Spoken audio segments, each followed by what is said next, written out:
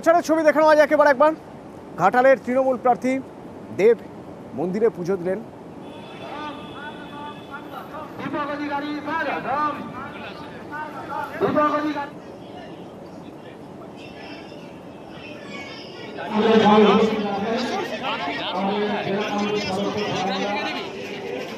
প্রচার শুরুর আগে স্থানীয় একটি আশ্রমের মহারাজের আশীর্বাদ নেন, পথসভা করেন।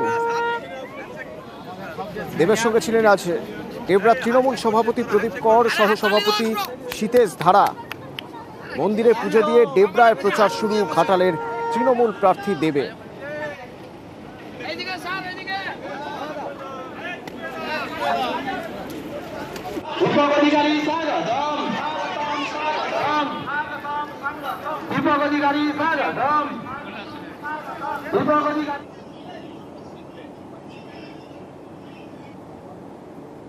ওদিকে আবার মাউথ অর্গান বাজিয়ে প্রচারে চায়ের দোকানে জলপাইগুড়ির সিপিএম প্রার্থী দেবরাজ।